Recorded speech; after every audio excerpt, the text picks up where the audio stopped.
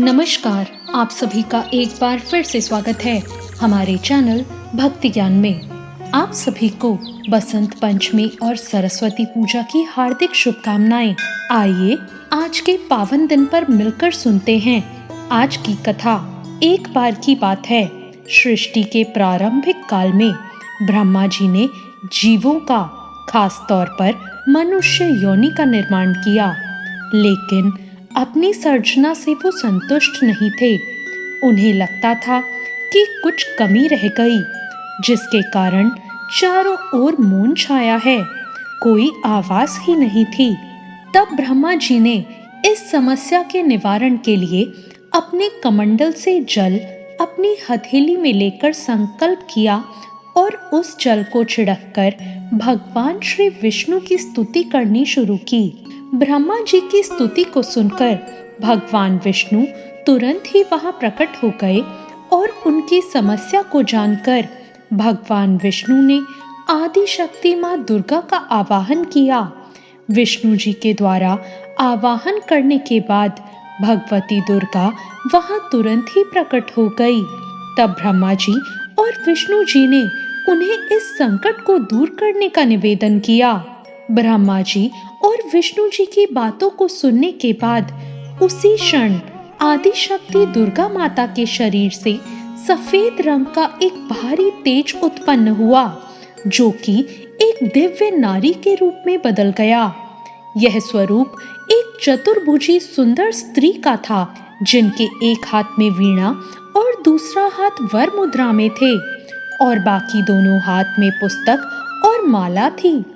आदि शक्ति श्री दुर्गा के शरीर से उत्पन्न तेज से प्रकट होते ही उन देवी ने वीणा का मधुर नाद किया, जिससे संसार में समस्त जीव जंतुओं को वाणी प्राप्त हुई।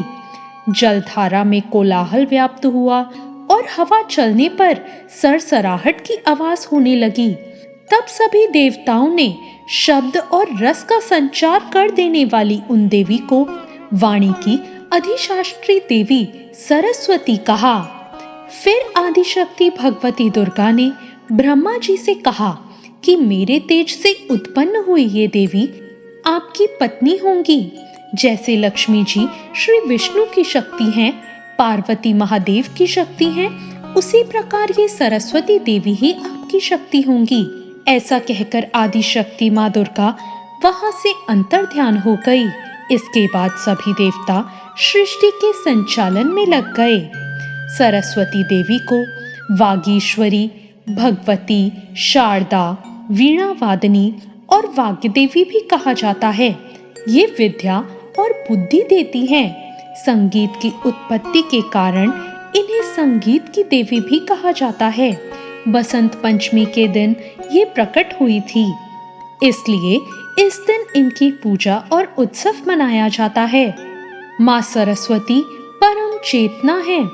पुराणों के अनुसार श्री कृष्ण ने सरस्वती देवी से प्रसन्न होकर उन्हें वरदान दिया था कि वसंत पंचमी के दिन भी तुम्हारी आराधना की जाएगी, और तभी से इस वरदान के फलस्वरूप पूरे भारत देश में वसंत पंचमी के दिन विद्या की देवी सरस्वती की पूजा होने लगी, जो आज तक जारी है।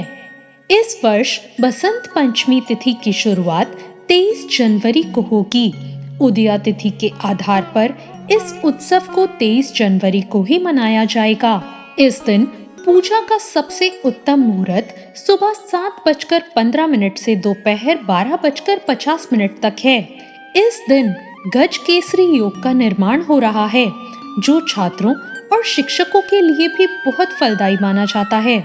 माता सरस्वती की पूजा के लिए इस दिन सुबह जल्दी उठकर स्नान करें और पीले रंग के वस्त्र धारण करें। पूजा स्थल की सफाई कर वहां पीला कपड़ा बिछाएं। माँ सरस्वती की प्रतिमा या फिर उनका चित्र स्थापित करें और साथ ही भगवान गणेश का भी आवाहन करें, क्योंकि किसी भी पूजा की शुरुआत गणेश वंदना से ही होती है। देवी माँ को पीले फूल, विशेषकर गेंदे के फूल और सफेद चंदन अर्पित करें। अपनी पुस्तकें, वाद्य यंत्र या कला से जुड़ी सामग्री देवी के चरणों में रखकर उनका आशीर्वाद लें। माँ सरस्वती को केसर वाले मीठे चावल, पीली बूंदी या मालपुए का भोग भी लगाएं। पूजा के दौरान मंत्र जाप करें, ओम ऐं सरस्वते नमः, और अंत में कपूर या घी के दिए के साथ माँ की आरती करें और बाद में प्रसाद वितरण करें। इस दिन सात्विक भोजन ग्रहण करें और क्रोध या अहंकार से दूर रहें। तो ये थी आज की कथा। आपको आज की ये कथा कैसी लगी कमेंट करके ज़रूर बताएं।